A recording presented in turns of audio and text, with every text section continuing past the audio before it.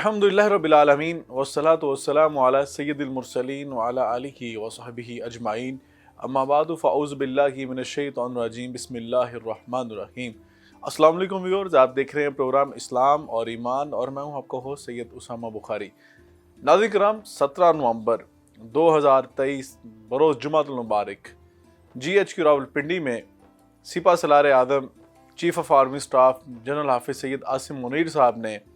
پاکستان کے تمام مکاتب فکر کے جید علماء کرام و مشائخ نام کو اکٹھا کیا اور وہاں پہ اکٹھا کر کے ایک ایسا نیریٹو دیا، ایک ایسا بیانیہ دیا جس نے پوری قوم کو ایک مرتبہ پھر متحد کر دیا۔ اور وہ ایسا پیغام تھا جس کو ہم پیغام پاکستان کے نام سے جانتے اور پہچانتے ہیں۔ یہ وہی پیغام پاکستان ہے جو 2018 کے اندر جس کا اجرا ایوان صدر سے علماء کرام اور مشائخ نظام نے کیا تھا اور تمام مکاتب فکر کے جید علماء کرام نے اس پہ دستخط کر دیے تھے، اور اس میں یہ میسیج دے دیا تھا کہ لا نکفر احدا من اہل القبلہ، جو بیت اللہ شریف کو اپنا قبلہ مان کر نماز پڑھتا ہے ہم اسے اپنا مسلمان بھائی سمجھتے ہیں، ہم کسی مسلمان بھائی کی تکفیر نہیں کریں گے، اور ملک کے اندر بین المسالک ہم آہنگی رواداری کا فروغ دیں گے، اور اس کے ساتھ ساتھ دیگر مذاہب کے جو افراد پاکستان کے اندر بستے ہیں، نان مسلم کمیونٹیز جو پاکستان میں یہاں رہائش پذیر ہیں، ان کو ان کے مذاہب کے مطابق زندگی گزارنے کی مکمل آزادی ہوگی، اور مسلمان ان کو مکمل سپورٹ کریں گے، ان کی جان مال عزت آبرو کا تحفظ کیا جائے گا جو ایک اسلامی ریاست کا شعار ہوتا ہے۔ اور یقیناً اس کے ساتھ ساتھ سپہ سالار نے پاکستان کے موجودہ حالات کے تناظر میں امت مسلمہ کے جو جید علماء کرام مشائخ نظام پاکستان میں رہتے ہیں ان کے حوالے سے کچھ باتیں جو تھیں ان سے توقعات کا اظہار کیا، اور اس کے ساتھ سوشل میڈیا کے حوالے سے بہت کلیئر کٹ میسیج سنا دیا، اور یقیناً خطے کی جو موجودہ صورتحال جس میں پاکستان کے کردار، غزہ کی صورتحال کے اوپر پاکستان کے کردار، اس کے حوالے سے تفصیلی ایک نشست ہوئی جو صبح 8 بجے سے سٹارٹ ہوئی اور شام 4:30 بجے تک وہ نشست جاری رہی، اور ایک بڑا خوبصورت میسیج وہاں پہ یہ بھی دیا گیا کہ تمام مسالک کے جید شخصیات وہاں پہ اکٹھی تھیں، اور انہوں نے ایک امام ایک خطیب کے پیچھے نماز جمعہ ادا کی، اور الحمدللہ PNN کے اس اینکر کو اللہ تعالیٰ نے اعزاز دیا کہ اس دن اللہ کے توفیق سے میں نے خود اذان دی اور میں نے اسی جمعے کی نماز کی خود تکبیر بھی کہی، اور الحمدللہ وہاں پر ہم تمام مکاتب فکر کے علماء کرام نے اکٹھے نماز ادا کی اور یونٹی کا ایک پیغام، یونٹی کا ایک میسیج جو تھا وہ عام کر دیا۔ اور آج کے پروگرام میں اسلام اور ایمان میں ہم ان شخصیات سے بات کرنے جا رہے ہیں جو اس میٹنگ میں شریک تھی، جنہوں نے خود براہ راست چیف صاحب سے بات بھی کی، خطاب بھی کیا، اور چیف صاحب کی جو باتیں تھیں اس کے اوپر اپنا اظہار رائے بھی کیا، اور جو چیف صاحب نے پورے ملک سے تشریف لائے علماء کرام سے آراء لی تھیں، ان میں آپ شخصیات بھی شامل تھیں۔ ہمارے ساتھ جو بھی گفتگو کرنے کے لیے اسی ٹاپک اہم موضوع ہے اس پہ بات کرنے جو شخصیات موجود ہیں، سب سے پہلے ہمارے ساتھ موجود ہیں ڈاکٹر علامہ سید ضیاء اللہ شاہ بخاری صاحب، جو کہ سربراہ ہیں متحدہ جمعیت احادیث پاکستان کے اور ممبر ہیں اسلامی نظریاتی کونسل کمیٹی پاکستان کے۔ ان کے ساتھ ہمارے ساتھ موجود ہیں ڈاکٹر پیر طارق شریف زادہ صاحب، جو انٹرنیشنل سیریز اسکالر ہیں اور اسلامی تحریکوں کے روح رواں ہیں، مختلف اسلامی تحریکوں کے اندر آپ نے اپنی خدمات سر انجام دی ہیں۔ شاہ صاحب کی خدمت میں جاتے ہیں۔ شاہ صاحب، آپ بھی اس وفد میں ان شخصیات میں شامل تھے جنہوں نے اس دن آرمی چیف صاحب سے ملاقات کی 17 نومبر 2023 بروز جمعۃ المبارک، اور میں آپ سے جاننا چاہتا ہوں، ناظرین جاننا چاہتے ہیں کہ اس دن جو چیف صاحب نے جو گفتگو کی اس میں سب سے پہلا پوائنٹ جو ریز کیا گیا وہ تھا سوشل میڈیا کا، جس کے اوپر آپ علماء کرام نے ہمارے پروگرام اسلام اور ایمان میں 12 مرتبہ باتیں کیں اور اپنے خطبات سے، اپنے دروس سے پوری قوم کو جھنجھوڑا، لیکن وہ بات جب چیف صاحب نے بھی کہی اس کی اہمیت میں اور اضافہ ہو گیا کہ سوشل میڈیا جہاں پہ اتنی آسانیاں لے کے آیا وہاں بہت سارے مسائل بھی لے کر آیا۔ کیا کہیں گے سوشل میڈیا کے حوالے سے کون سا پوائنٹ ریز کیا چیف صاحب نے؟ بسم اللہ الرحمن الرحیم۔ بلا شبہ اسامہ بخاری صاحب، آج کا جو آپ کا پروگرام بڑی اہمیت کا حامل ہے وطن عزیز پاکستان کے استحکام کے ضمن میں اور پاکستانی قوم کو متحد قوم بنانے کے تناظر میں، اور بلا شبہ جس اجلاس کے حوالے سے آج کا آپ نے پروگرام ترتیب دیا ہے وہ پروگرام میں سمجھتا ہوں ایک تاریخی پروگرام تھا، جی، جس میں چیف آرمی سٹاف سپہ سالار اعظم افواج پاکستان عزت مآب جناب جنرل حافظ سید عاصم منیر صاحب نے تمام مکاتب فکر کی اعلیٰ قیادت کو اپنے پاس مدعو فرمایا جی اور ان کا انتہائی احترام و اکرام کیا اور ان کے ساتھ مشاورت کی بہت سارے اہم امور پر، جی جن میں ایک اہم نقطہ جس کی بھی آپ نے بات کا آغاز کیا ہے کہ یہ ہمارا جو دور ہے نا، یہ ایک فکری جنگ کا دور ہے، جی 5th جنریشن وار سے ہم گزر رہے ہیں۔ بلا شبہ جس کا ایک اہم میدان وہ ہمارا سوشل میڈیا ہے۔ جی جیسے آپ نے کہا کہ وہ اللہ کی ایک نعمت کے طور پہ بھی ہم استعمال کر سکتے ہیں، لیکن اگر ہم اس کو غیر ذمہ دارانہ انداز سے استعمال کریں تو ایک بہت بڑی زحمت ہے، جی بالکل ایک بہت بڑی مصیبت کا نام ہے پھر سوشل میڈیا۔ اور اس سوشل میڈیا کی وجہ سے آج دنیا کے اندر چند عناصر، یہ سب نہیں، 22 کروڑ عوام کی ریاست ہے، بلکہ آپ 25 کروڑ کی ہماری تعداد ہے۔ جی بالکل 25 کروڑ پر مشتمل ہماری جو ریاست ہے، جو الحمدللہ حب الوطنی کے جذبے سے سرشار لوگوں سے بھری ہوئی ہے، جی بالکل اتحاد امت کے جذبات سے سرشار قائدین سے بھری ہوئی ہے، جی بالکل اور پاکستان کے خیرخواہ، پاکستان کے ہمدردوں سے بھری ہوئی ہے، پاکستان کے لیے تن من دھن قربان کرنے کا جذبہ رکھنے والوں سے یہ بھری ہوئی ہے۔ بالکل تو وہاں پر دشمن اس انداز سے ہمارے ساتھ اگر کھیلنے کی کوشش کرے کہ ہمیں فکری طور پر الجھا کر، فکری انارکی کا شکار کر کے، اور چند ہمارے لوگوں کے ذریعے یہ پراپیگنڈا جو سوشل میڈیا کی ایسے ایک ہنڈیا کے اندر جیسے طوفان کھڑا کیا جاتا ہے، اس انداز سے کرے تو یقیناً اس کا سد باب کرنا جی اور اس کے لیے رد عمل دینا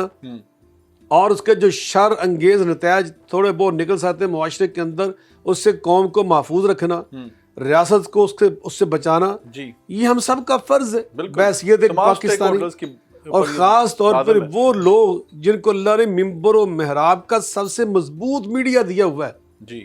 ٹھیک ہے، دنیا کے اندر بہت سارے میڈیا گروپ ہیں، میڈیا کے میدان ہیں اور ان کی اپنی اپنی اہمیت ہے، لیکن دنیا کے اندر آج بھی سب سے مؤثر ترین میڈیا جو ہے نا، ممبر محراب کا ہے وہ ممبر و محراب کا ہے، بالکل جہاں سے جو بات نکلتی ہے سیدھی دل پہ اترتی ہے، جی بالکل۔ اور دماغ کی چوٹی پہ چڑھتی ہے۔ اور دیکھیں کہ ہر جمعے ایک بڑی مطلب تعداد مسلمانوں کی، مقتدین کی آپ کے سامنے بیٹھی ہوتی ہے، یقیناً، اور وہ ایک جذبے کے ساتھ، جی بالکل۔ احترام کے ساتھ، ایک سننے کا دائیا لے کر، سمجھنے کا ایک دائیا اور ایک جذبہ لے کے آئے ہوتے ہیں۔ جی بالکل تو یقیناً میں سمجھتا ہوں کہ اس سوشل میڈیا کا توڑ کرنے کے، سوشل میڈیا کے برے جو سلسلے ہیں ان کا توڑ کرنے کے لیے جی بالکل علماء کرام کی بہت بڑی ذمہ داری ہے۔ جی اور اس وقت سوشل میڈیا کے اوپر کیا ہو رہا ہے آپ اندازہ لگائیں کہ جو اللہ نے قرآن میں فرمایا سورۃ الحجرات میں، یا ایھا الذین آمنوا، اے ایمان والو، اے مومن لوگوں کی جو ریاست ہے، وہ لوگوں، ان جاءکم فاسقٌ بنبأ فتبینوا، اگر کوئی بے اعتبار بندہ تمہارے پاس خبر لے کر آیا تو پھر اس کی چھان پھٹک کیا کرو، ہاں اللہ اکبر، اور اس کی تحقیق کیا کرو اور اس کی سچائی کو جاننے کی کوشش کیا کرو۔ بالکل شاید آپ نے بجا فرمایا، یہی ہو رہا ہے ہمارے سوشل میڈیا کے اوپر۔ یقیناً جو ایز ریسیوڈ فارورڈ کر دیا جاتا ہے، فارورڈ کیا، جو آیا اسے دیکھے بغیر جانچ پڑتال، بغیر تحقیق، بغیر ریسرچ کے ہم یہ کر رہے ہیں۔ اور عطا کہ اب تو دینی معاملات میں ڈاکٹر صاحب ایسا کرنا شروع کر دیا ہے۔ آپ کو یاد ہوگا ہم نے پروگرام اسلام اور ایمان کے اندر بھی اسی والے سورہ الحجرات کے اوپر بھی ہم نے ایک پروگرام کیا، اور اس کے ساتھ ساتھ ہم نے سوشل میڈیا کے حوالے سے بھی ذمہ داریوں کے ادراک کیسے ہونا چاہیے اس پہ بھی ہم نے پروگرام کیا، آپ حضرات نے اس کے اندر بھی یہ بات کی۔ لیکن ڈاکٹر صاحب یہی ہو رہا ہے سوشل میڈیا کے اوپر، ہم دیکھ رہے ہیں کہ سنی سنائی باتیں،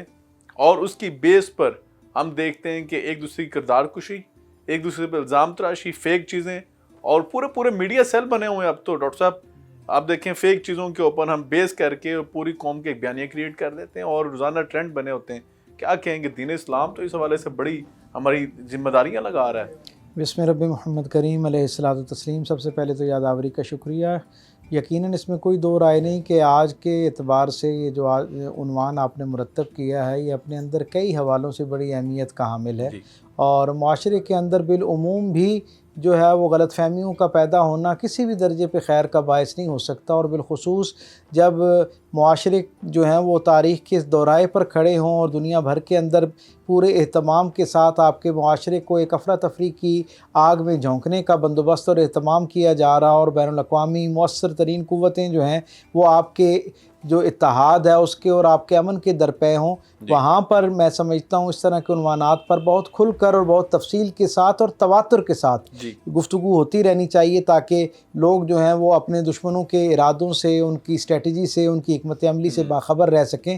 اور ہم یہ دیکھتے ہیں کہ جب تک یہ اس طرح کے موضوعات پر گفتگو ہوتی رہتی ہے تو معاشرے جو ہیں وہ بڑے بگاڑ سے بچتے رہتے ہیں، اور میں یقیناً اس پہ اپنی سپہ سالار اعظم جو ہیں ان کو بھی مبارکباد دیتا ہوں، وہ اور ان کی ساری ٹیم بھی مبارکباد کی مستحق ہے کہ انہوں نے ایک ایسے تاریخ کے دورائے پر کہ جس وقت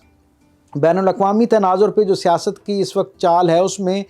دشمن جو ہے وہ کئی حوالوں سے فائدہ اٹھانے کی کوشش میں ہے، اور یقیناً جس طرح کسی زمانے کے اندر ٹینک اور توپیں جو ہیں وہ اور بم اور راکٹ لانچرز اور آپ کی میزائل جو ہیں وہ آپ کی، اور کثرت افواج جو ہیں، کثرت اسباب حرب جو ہے وہ آپ کے لیے جنگ جیتنے کا ذریعہ ہوا کرتا تھا، اور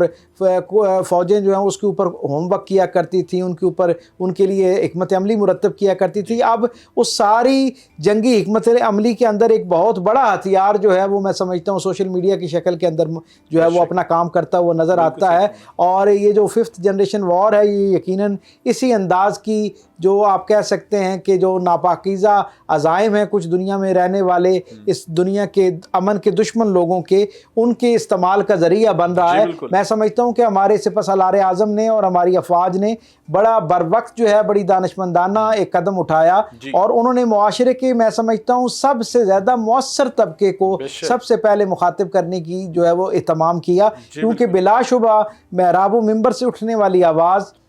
محراب و منبر کے ساتھ جڑے ہوئے لوگ جو ہیں ان کی بات اور ان کا پیغام باقی تمام جو میڈیمز ہیں ان سے زیادہ اپنا اثر رکھتا ہے۔ آپ یہ دیکھیں نا، اگر کسی کو بھی اپنی بات لوگوں تک پہنچانی ہے تو چند 100 لوگوں کو بھی سامنے بٹھانے کے لیے میں یہ سمجھتا ہوں کہ کتنا تفصیل کے ساتھ اہتمام کرنا پڑتا ہے، کتنی مشقت سے گزرنے کے بعد آپ کو وہ سامعین میسر آتے ہیں، جبکہ بحمدی تعالیٰ اس ملک کے اندر آباد جو ہزاروں بلکہ شاید لاکھوں کی تعداد میں جو مساجد اور اس طرح کے ہمارے پاس فورمز موجود ہیں، وہاں پر ہر جمعے والے دن اللہ لوگوں کے دل میں اللہ صبح یہ بات ڈال دیتا ہے کہ ہم نے جا کے بیٹھنا ہے اور اپنے صاحب منبر کی زبان سے نکلنے والا جو کلمہ خیر ہے اسے نصیحت کے طور پہ قبول کرنا ہے، اور اس سے ذہن سازی ہونی ہے ہماری۔ جی بالکل، اور یہ ڈاکٹر صاحب کتنا خوبصورت اعزاز جس میں آپ نے تذکرہ فرمایا کہ بحیثیت پاکستانی مسلمان، یہ ہمارے لیے اعزاز کی بات ہے کہ یہاں کے مسلمان اپنے جو علماء ہیں، ان کے جو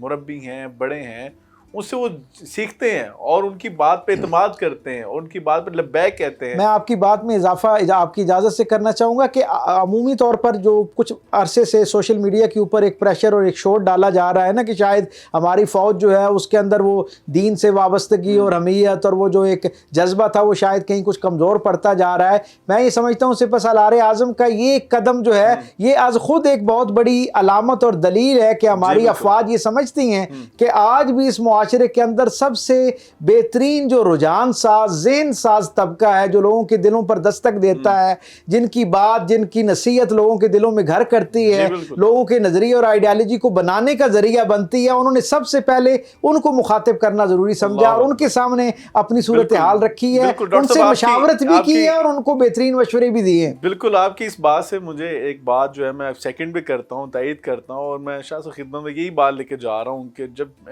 اس دن ہم چیف صاحب کا خطاب سن رہے تھے براہ راست، تو ایسا لگ رہا تھا جہاں پہ ان کو حافظ قرآن کہا جاتا ہے تو وہ عالم قرآن بھی تھے۔ سچی بات ہے کہ جب وہ آیات کا حوالہ دے کر استنباط اور بات کے ساتھ بات جوڑ رہے تھے اور دینی حوالہ جات نبی پاک صلی اللہ علیہ وسلم کی حدیث ساتھ بیان فرما رہے تھے، اور اس کے ساتھ ساتھ علامہ محمد اقبال پہ بڑی قریب چیف صاحب کو انہوں نے اپنی ساری باتوں کو ریلیٹ کیا، مربوط کیا قرآن پاک کی آیات سے، احادیث سے، علامہ اقبال سے، تو یقیناً یہ ہمارے لیے اعزاز کی بات تھی کہ پاکستان کے ایک اعلیٰ عہدے پر ایسی شخصیت جو ہیں تشریف فرمائیں۔ شاہ صاحب بیان فرمائیے گا کہ جب چیف صاحب نے آیات قرآن پاک کی روشنی میں امت کے درمیان بین المسالک ہمانگی کے لیے، رواداری کے لیے جب پیغام پاکستان کا تذکرہ کیا، جس کی خاطر آپ لوگوں کی بڑی خدمات ہیں، تمام مقدر فکر کی جدید شخصیات کی ایک پوری سیریز کی، ہزاروں کی تعداد میں پروگرام کیے، رسالہ پاکستان کو بیرونی دنیا میں جا کر پیش کیا، تو یہ بیان فرمائیے گا کہ چیف صاحب نے جو قرآن کریم کے ساتھ جو محبت کا جو انداز اس دن ہمیں دکھایا اور ایک بہت بڑا میسج پوری دنیا کو یہ دیا کہ اسلامی جمہوریہ پاکستان کے ایک سپہ سالار جو ہے قرآن پاک کے اوپر اس قدر عبور تھا ان کو، اور کس قدر بین المسالک ہم آہنگی کا اور بین المذاہب رواداری کا کس قدر ان کے دل میں درد ہو، یہ سمجھتا ہوں کہ درد محسوس ہو رہا تھا وہاں پہ۔ بلا شبہ اسامہ بخاری صاحب، اللہ تعالی ہمیں ہمیشہ سچ بولنے کی توفیق عطا فرمائے، آمین اور اللہ جھوٹ جیسے ملعون اور مذموم عمل سے ہمیں ہمیشہ دور رکھے، آمین۔ کیونکہ اللہ تعالیٰ کا یہ حکم ہے کہ یا ایھا الذین آمنوا اتقوا اللہ وکونوا مع الصادقین، ایمان والو ہمیشہ اللہ کے سچے غلام بن کے دکھاؤ، یعنی تقوی کی زندگی اختیار کرو۔ اس کا میں ترجمہ ہمیشہ یہ کرتا ہوں کہ اللہ کے سچے غلام بن کے دکھاؤ، اور ہمیشہ سچ بولنے والوں کے ہی ساتھی بنو۔ بے شک، علیکم بالصدق، نبی صلی اللہ علیہ وسلم نے فرمایا کہ لازم پکڑو سچ بولنا۔ جی بے شک، تو اللہ ہمیں ہمیشہ سچ بولنے کی، یا ایھا الذین آمنوا اتقوا اللہ وقولوا قولا سدیدا یصلح لکم اعمالکم ویغفر لکم ذنوبکم، اللہ ہمیشہ قول سدید کہنے کی توفیق عطا فرمائے۔ تو میں اللہ کو گواہ بنا کر پوری یعنی ایمان کی بنیاد پہ یہ بات اگر کہوں تو اس میں ذرا مبالغہ نہیں ہے۔ بہت سارے علماء، آپ بلکہ خود وہاں تشریف فرما تھے، علماء سب اس کی تصدیق کریں گے جو میں کہنے لگا ہوں، کہ میں نے واقعتاً چیف صاحب کا جب خطاب سنا ہے جی، جو قرآن مجید فرقان حمید کی آیات بینات سے مزین تھا، بے شک، اور واقعتاً وہ بڑی روانی کے ساتھ آیات بینات کی تلاوت کرتے تھے، جی، اور اس کا اس سے ان کا استدلال اور استشہاد اس قدر نمایاں تھا اور واضح تھا کہ واقعتاً وہ دل پہ اترتا تھا، دل پہ لگ رہا تھا میرے، اور میں نے محسوس کیا کہ علماء کے اوپر جو سب الحمدللہ اہل علم تھے جی، اور نیک اللہ کے ولی حضرت مولانا عبد المالک صاحب جیسے شیخ الحدیث جی، اللہ کے ولی وہاں میں نے دیکھے، اس طرح کے بہت سارے بزرگ علماء میں نے ان کو آپ دیدہ ہوتے ہوئے دیکھا، اور ان پر میرے اثرات قرآن پاک کی آیات کے، اور جو جس انداز سے اور جس جذبے کے ساتھ دل سے جو بات نکلتی ہے اثر رکھتی ہے، پر نہیں مگر طاقت پرواز رکھتی ہے۔ جی بالکل، میں نے خود اپنی آنکھوں سے یہ خود میرے اوپر یہ چیز میں دیکھ رہا تھا۔ تو یقیناً ایک آل رسول تھے، وہ سید ہیں، نبی پاک صلی اللہ علیہ وسلم کی آل میں سے ہیں، حضرت امام حسین علیہ السلام کی اولاد میں سے ہیں، اولاد علی ہیں رضی اللہ تعالیٰ عنہ، اور ساتھ ساتھ وہ حافظ قرآن ہیں۔ ہمیں کسی سیاسی انداز کی، کسی حکمت عملی کی کسی کیفیت سے اختلاف رائے بھی ہو سکتا ہے کسی شخصیت سے، لیکن میں مجموعی طور پہ کہہ رہا ہوں واللہ العظیم وہ جو خطاب تھا وہ بالکل ایک مومنانہ، ایک مجاہدانہ اور ایک خالص جیسے سچا ایک مسلمان بات کرتا ہے، اور دل پہ ایسے اثر نہیں ہوتا۔ جی بالکل، میں صحیح بات کہوں، وہ گھنٹوں پر مبنی جو محیط وہاں ہماری میٹنگ ہوئی ہے وہ ایسے نہیں ہو گئی، جی، اور سب علماء نے تحمل کے ساتھ ایک جذبے اور ذوق شوق کے ساتھ پھر ان کے خطاب کی تائید میں جو تقاریر کی ہے وہ سب ایمان افروز تھی، جی بے شک، وہ سب بڑی علمی تھی، دل پہ اترتی تھی۔ اور جیسے بھی آپ نے پیغام پاکستان کے حوالے سے بات کی ہے، انہوں نے امت مسلمہ کے اندر فرقہ واریت، جی، انتشار پیدا کرنا، فکری انارکی پیدا کرنا، اس کو روکنے کے لیے جو علماء کے فرائض ہیں، پیغام پاکستان کی شکل میں الحمدللہ جو ایک متفقہ قومی بیانیہ ہم نے ضمن میں دیا ہوا ہے فرقہ واریت کی روک تھام کے لیے،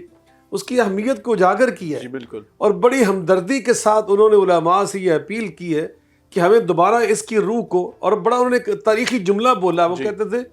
کہ پہلے آپ نے 2018 میں اس پر دستخط کیے تھے کاغذ کے اوپر، اب کاغذ پر نہیں، اب آپ نے عوام کے دلوں پہ سائن کرنے، اللہ، آپ نے اس روح کو دلوں پہ اتارنا ہے، بالکل، اللہ کی توفیق کے ساتھ، اللہ کی مدد کے ساتھ، دعاؤں کے ساتھ اور محبت بری زبان کے ساتھ، جی، اور کہا کہ اس پیغام کو پورے پاکستان میں پھیلا دیجیے۔ بالکل ٹھیک، وہ پیغام کیا ہے؟ جی، وہ وہی اللہ کی قسم پیغام ہے جو اللہ اور اللہ کے رسول کا پیغام ہے، وَاعْتَصِمُوا بِحَبْلِ اللَّهِ جَمِيعًا وَلَا تَفَرَّقُوا، وہ وہی پیغام ہے، الْمُؤْمِنُ لِلْمُؤْمِنِ كَالْبُنْيَانِ يَشُدُّ بَعْضُهُ بَعْضًا، وہ وہی پیغام ہے جو دستور پاکستان کی پہلی شق میں درج ہے کہ یہ اسلامی جمہوریہ پاکستان اسلامی ریاست ہے جس کا سپریم لا قرآن مجید، فرقان حمید اور حدیث رسول اللہ صلی اللہ علیہ وآلہ وسلم ہے۔ تو بالکل اس پیغام کو جس میں مسلمانوں کے ساتھ ساتھ یہاں بسنے والے جو نان مسلم شہری ہیں ان کے حقوق کا تحفظ، بالکل صحیح، ان کے ساتھ لوگ انصاف کا رویہ، ان کو برابر کے شہری ہونے کی حیثیت دینا، تاکہ وہ خوش دلی کے ساتھ پاکستان کے ساتھ محبت کریں، وابستہ رہیں۔ تو یہ ساری چیزیں اس پیغام پاکستان کے موجود اندر ہیں۔ جو ہمارے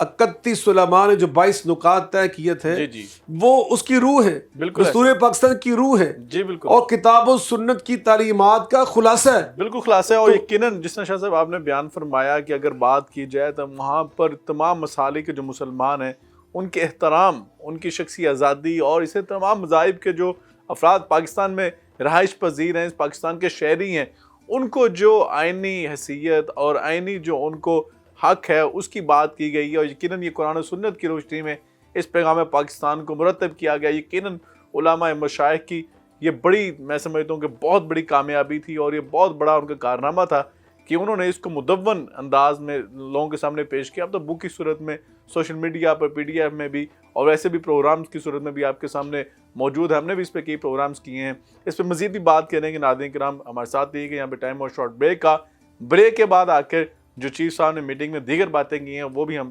سنیں گے اور جانیں گے کہ ہمارے لیے قوم کے لیے اس میں کیا میسیج تھا۔ ہمارے ساتھ رہیے گا۔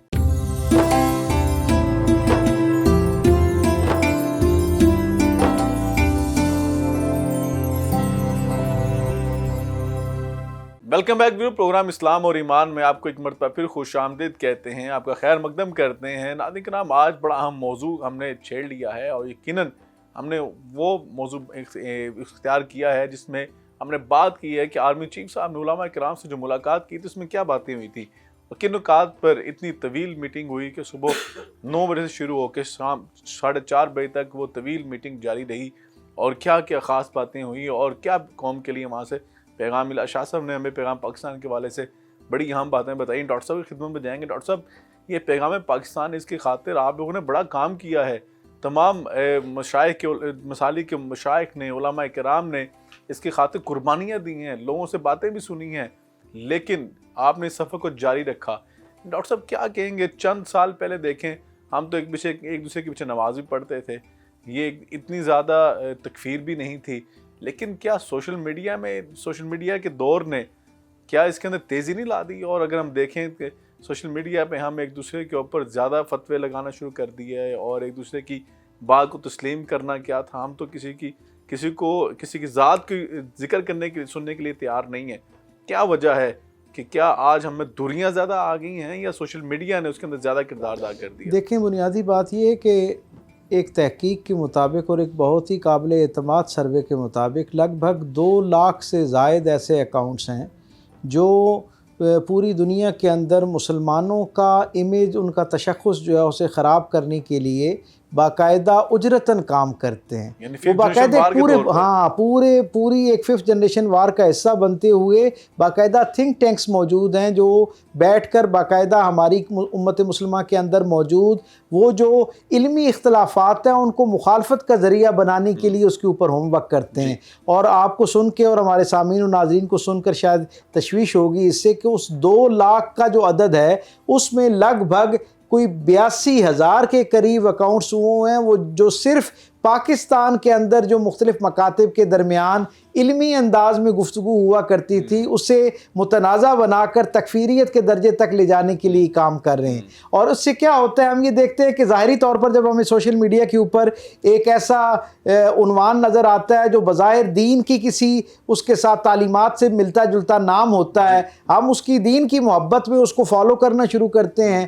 اس کے ساتھ دلچسپی رکھنا شروع کرتے ہیں، اسے جاننے کی کوشش کرتے ہیں۔ کچھ وقت تک تو وہ ہمیں نظر آتا ہے کہ مشترکات کی گفتگو ہوتی ہے، اور اس کے فوراً بعد پھر اس بنیاد پر یہ گفتگو، یہ بحث آگے چلنا شروع ہو جاتی ہے۔ اس میں چند فرضی کردار ایسے داخل ہونا شروع ہو جاتے ہیں جو گفتگو کو، اس بحث کو ایک ایسی سمت میں لے جاتے ہیں جس سے سوائے نفرت کے اور ایک دوسرے کے لیے دل کے اندر بغض پیدا کرنے کے، ایک دوسرے کے لیے حقارت پیدا کرنے کی، اور حتیٰ کہ ایک دوسرے کے لیے تکفیریت کا درجہ، ایک دوسرے کو کافر یعنی نان مسلم سمجھنے کا ایک جذبہ پیدا کرنے کا جو ہے ذریعہ بنتی ہے۔ تو میں یہ سمجھتا ہوں کہ جو سپہ سالار اعظم کا یہ قدم جو ہے یہ اس حوالے سے مجھے بڑا خوشائند نظر آتا ہے کہ اس دن کی کانفرنس نے گویا پوری دنیا کو یہ پیغام دیا کہ اس ملک کی جغرافیائی سرحدوں کی حفاظت کرنے والے اور اس ملک کی نظریاتی سرحدوں کی حفاظت کرنے والے دونوں افواج جو ہیں وہ ایک پیج کے اوپر ہیں. یعنی وہ جو محراب و منبر سے لوگوں کی ذہن سازی کیا کرتے ہیں, جو اس ملک کے ساتھ وابستہ لوگوں کا جو اسلامی فلاحی مملکت کے حوالے سے ایک نظریہ اور تشخص ہے, جو اس کی حفاظت کرنے والے لوگ ہیں وہ بھی اس کا حصہ ہیں, اور جو ظاہری طور پر ہماری سرحدیں ہیں ان پر دشمن کو روک کے رکھنے کے لیے اپنی جانیں قربان کرنے والے لوگ ہیں, وہ سارے کے سارے آپس میں اکٹھے ہو گئے ہیں اور گویا انہوں نے اپنے اس مشترکہ دشمن کو بھانپ لیا ہے, جو اس ملک کے اندر بعض دفعہ علم کے نام پر, بعض دفعہ تحقیق کے نام پر, بعض دفعہ جغرافیائی اور سیاسی تقاضوں کے نام پر ہمیں آپس میں تقسیم کرنے کی کوشش کرتا ہے, اور یہ خواب دیکھتا ہے کہ شاید اس طرح یہ جو امت مسلمہ کا سب سے نمایاں ملک ہے, جو قوم دنیا بھر کے اندر اسلامی غیرت کے حوالے سے, اسلامی آواز اور تشخص کو بلند اور قائم رکھنے کے حوالے سے سب سے نمایاں قوم کے طور پر پہچانی جاتی ہے, ان کو آپس میں چند جزوی نوعیت کے اور سطحی نوعیت کے اختلافات میں اتنا الجھا دیا جائے کہ وہ جو بڑے مقاصد ہیں, وہ جو بین الاقوامی فرنٹ کے اوپر اور محاذوں کے اوپر ان کا کردار اور کنٹریبیوشن ہو سکتا ہے, یہ اس کی طرف سے بے خبر ہو جائیں اور آپس میں اس طرح الجھ جائیں کہ جیسے لگے کہ شاید اب سارا کفر اسلام کی جو جنگ ہے وہ آپس میں ہی طے ہو گئی. اور اسی وجہ سے ڈاکٹر صاحب دیکھیں مسائل کتنے جنم لے رہے ہیں کہ ہم نے جو ہمارے پاس دنیا کی سب سے زیادہ یوتھ پاپولیشن تھی, ہم نے اس کو جو ڈائریکشن دینی تھی, ہم نے وہ ڈائریکشن ان کو جس انداز میں دینی تھی, ہم شاید اس میں اس قدر کامیاب نہیں ہوئے تھے. لیکن ابھی جو آپ نے بڑا خوبصورت جملہ بولا ہے کہ نظریاتی سرحدوں کی حفاظت کرنے والے اور جغرافی سرحدوں کی حفاظت کرنے والے دونوں اب ایک پیج پہ آ چکے ہیں, انہوں نے اپنے مشترکہ دشمن کو بھانپ لیا ہے اور جان لیا ہے, اور دونوں نے مل کر اس کے خلاف عزم کر لیا ہے کہ ہم لڑیں گے اور اس قوم کو متحد کریں گے, اپنی صفوں میں اتحاد پیدا کریں گے اور اپنی نوجوان نسل کو صحیح ڈائریکشن میں لا کے کھڑا کریں گے اور انہیں قوم ملت کا ہم وفادار بنائیں گے. شاہ صاحب تو جانیں گے, شاہ صاحب جب وہ ملاقات ہو گئی ہم نے دیکھا ایک بڑی عجیب سی چیز جو ہے وہ سوشل میڈیا پہ شروع ہو گئی, اور جو کہ بالکل حقیقت میں مبنی نہیں تھی. ایک جھوٹا پروپیگنڈا سٹارٹ کر دیا گیا کہ آرمی چیف صاحب نے اپنے اور علماء کرام کے درمیان میں جناب بلٹ پروف شیشہ جو تھا وہ لگایا ہوا تھا, اور انہوں نے بلٹ پروف شیشے کے پیچھے بیٹھ کر انہوں نے علماء کرام سے باتیں کی اور وہاں پہ بیٹھ کے خطاب کیا, حالانکہ تصویر اس سے بالکل مختلف تھی. کیا کہیں گے اس حوالے سے؟ آپ نے مختلف جگہوں پر آپ نے اپنا موقع بھی دیا, ہم بھی چاہتے ہیں کہ آپ PNN کے پروگرام اسلام اور ایمان کی وساطت سے یہ آڈینس کو, یہ ناظرین کو پیغام دیجئے کہ یہ ایسا یہ جھوٹا پروپیگنڈا تھا. بالکل اسامہ بخاری صاحب, یقیناً سچی بات ہے کہ مجھے اس بات سے اندازہ ہوا کہ ہمارے سوشل میڈیا کے اوپر کس قدر جھوٹ بولا جاتا ہے, یا کس قدر غلط فہمی کی وجہ سے, میں کہتا ہوں پھر بھی میں یعنی حسن ظن کی وجہ سے یہ لفظ کہہ رہا ہوں کہ کسی کو غلط فہمی ہو جاتی ہے تو وہ غلط پراپیگنڈے کا شکار ہو جاتا ہے. چونکہ ہم وہاں خود موجود تھے, 200 کے لگ بھگ علماء پورے پاکستان سے آئے ہوئے, تمام مکاتب فکر کے, آپ سب سے حلفاً پوچھ سکتے ہیں کہ یہ بالکل جھوٹ ہے, سراسر جھوٹ ہے. وہاں کوئی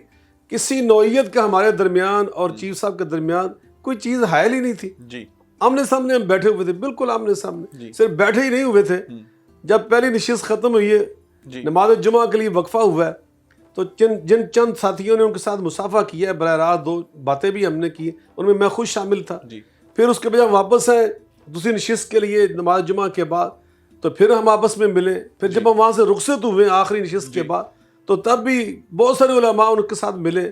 تقریباً سب ساتھیوں کے ساتھ مل کر مسافہ انہوں نے کیا, تو سب سے مسافہ کیا, تو کوئی رکاوٹ تھی نہیں. اس طرح کے پراپیگنڈے سے میں سمجھتا ہوں ایک جیسے انسان حسد قسم کا شکار ہو جاتا ہے. میں کہتا ہوں ہمیں ایسا نہیں کرنا. میں اپنے نوجوانوں سے یہ عرض کرنا چاہتا ہوں, میں ان کو دل کی گہرائیوں سے کہنا چاہتا ہوں, نہیں اقبال نہ امید اپنی کشت ویراں سے, ذرا نم ہو تو یہ مٹی بڑی زرخیز ساقی. ہمارا دشمن, دیکھیے ہمارے ایک بزرگ تھے اور ہمارے بہت بڑے وہ جنرل رہے, جنرل حمید گل صاحب رحمۃ اللہ علیہ, وہ اکثر فرمایا کرتے تھے کہ دشمن کے جو 4 پوائنٹ ہے نا ہمیں نقصان پہنچانے کے, اس میں ایک یہی وہ بیان کیا کرتے تھے کہ ہمارا جو دفاعی ادارہ ہے اس کے درمیان اور ہماری نوجوان نسل کے درمیان, ہماری عوام کے درمیان ایک نفرت کی خلیج پیدا کی جائے, محبت کم کر دی جائے, اعتماد کم کر دیا جائے. تو وہ اس میں لگے ہوئے, لیکن انشاءاللہ ثم انشاءاللہ ہم نے اس کو ناکام بنانا ہے. ہم اپنے گھر میں رہتے ہیں، اپنے گھر میں رہتے ہوئے ہماری سیاسی ترجیحات وہ ایک دوسرے سے مختلف ہو سکتی ہیں، ہماری سیاسی حکمت عملی ایک دوسرے سے الگ اور جدا ہو سکتی ہے، لیکن یاد رکھیے یہ ہمارا اپنا گھر ہے، ہم نے یہیں پہ رہنا ہے انشاءاللہ الرحمن۔ اور یہ پاکستان کا مطلب کیا، لا الہ الا اللہ محمد رسول اللہ، یہ قیامت تک پاکستان باقی رہے گا انشاءاللہ۔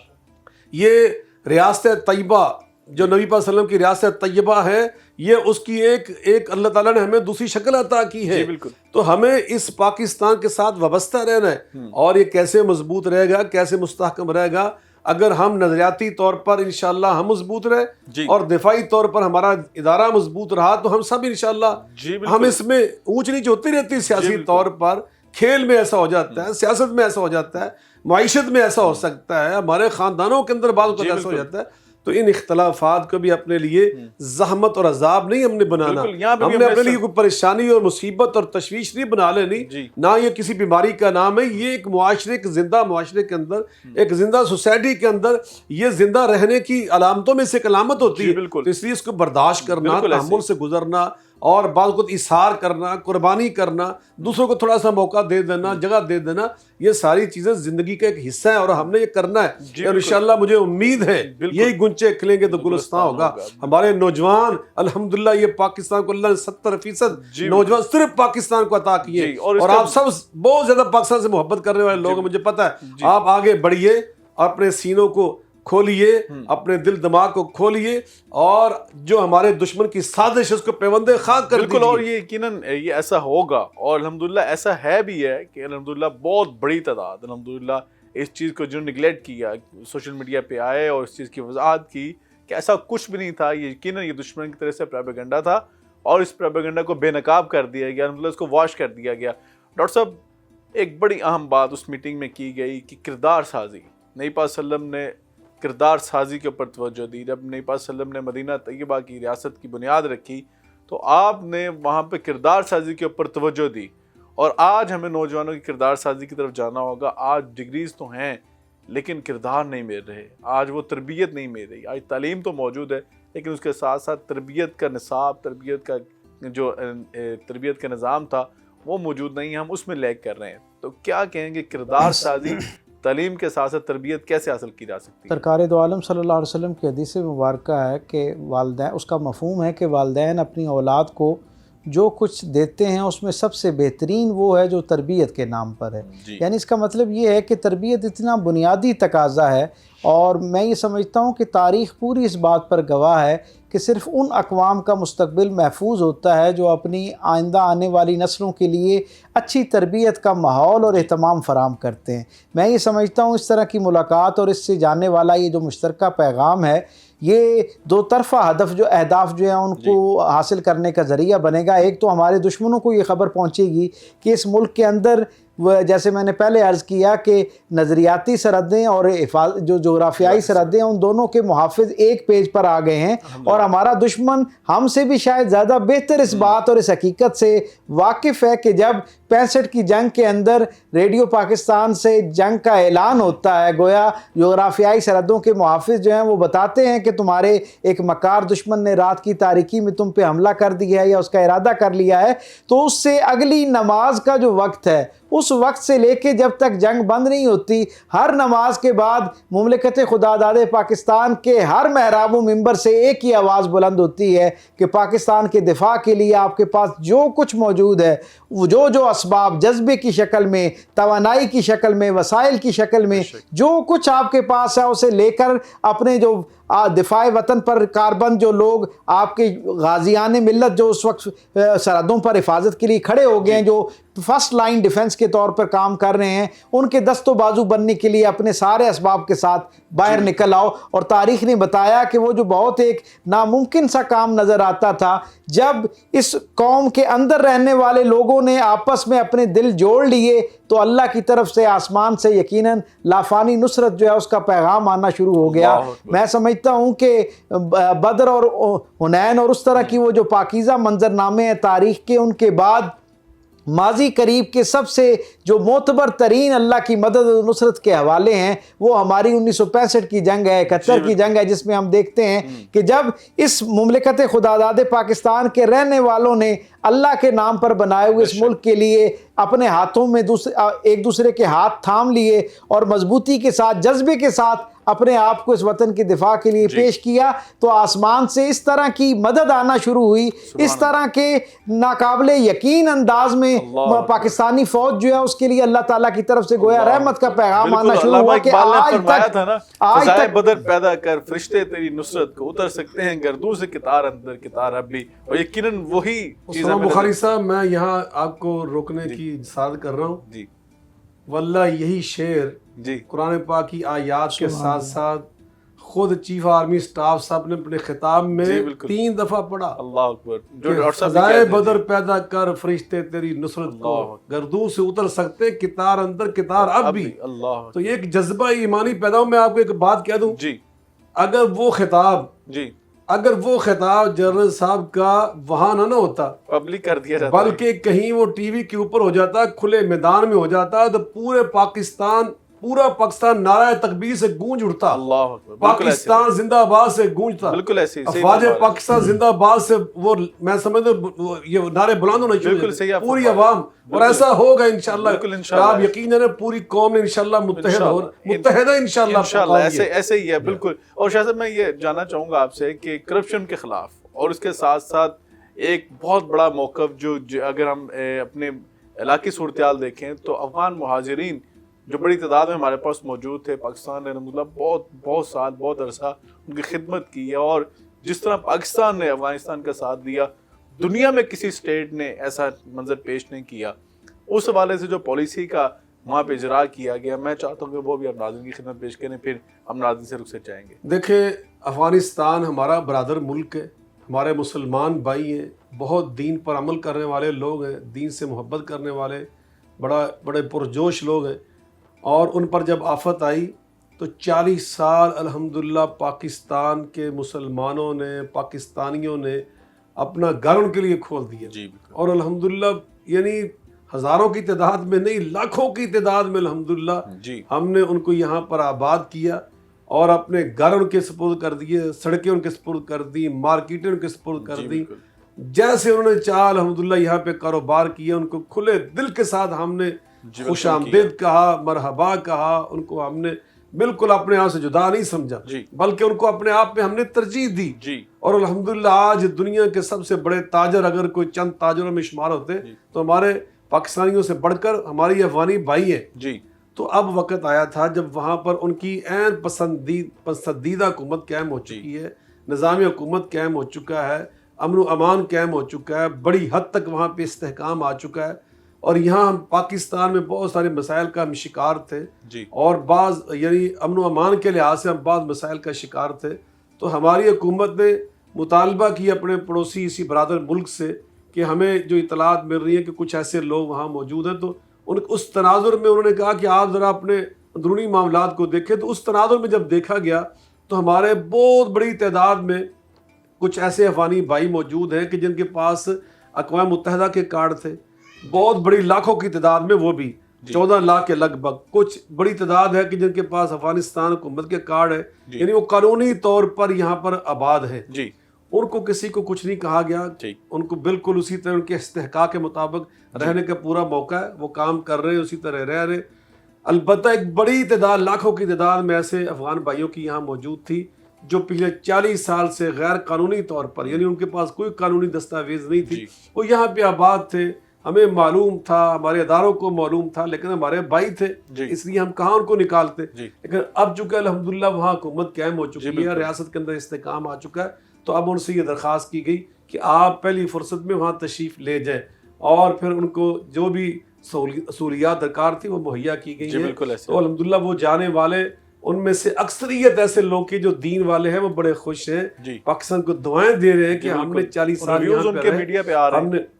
ہم 40 سال یہاں پہ رہے، انہوں نے فراخ دلی کے ساتھ ہماری ضیافت کی، محبت کی، مہمان نوازی کی، ہمیں یہاں پر اجنبی ہونے کا تاثر نہیں پیدا ہونے دیا۔ تو اسی طرح الحمدللہ جو یہاں آباد ہیں، آپ ان سے پوچھئے جا کر وہ کس قدر مطمئن ہیں، کس قدر پرامن ہیں، کس قدر خوش ہیں، راضی ہیں۔ ایسے پوری دنیا کے اندر جہاں جہاں افغانستان کے لوگ آباد ہیں، لیکن دیکھیں کچھ عناصر ایسے ہوتے ہیں ہر طبقے کے اندر، جی ہر قوم کے اندر، ہر سوسائٹی کے اندر، ہر ریاست کے اندر، اور خاص طور پہ پاکستان کے حوالے سے تو میں اگر کہوں کہ بہت سارے لوگ ایسے ہیں کہ جو افغانی بھی نہیں ہے، جی وہ افغانستان سے ان کا کوئی لینا جی دینا نہیں، بالکل۔ افغانستان، لیکن افغانستان کا نام استعمال کر کے جی بالکل پاکستان کی ہر پالیسی کے اوپر تنقید کرنے کے لیے ویسے بہانے ڈھونڈتے، اور وہ افغانیوں کی شکل بن کر افغانیوں کا نام پراکسی کے استعمال نام کر کے پر آپ انہوں نے اسے یہ دیکھ فکری سکتے ہیں۔ جنگ وہ مسلط کرنی چاہیے، اور جی کہا بالکل۔ کہ جناب وہ ان کے بڑا ظلم ہو رہا ہے، ہم پوری دنیا کو بتانا چاہتے ہیں سن لو، افغانستان ہمارے بھائی ہیں، افغانستان ہمارا برادر ملک ہے، جی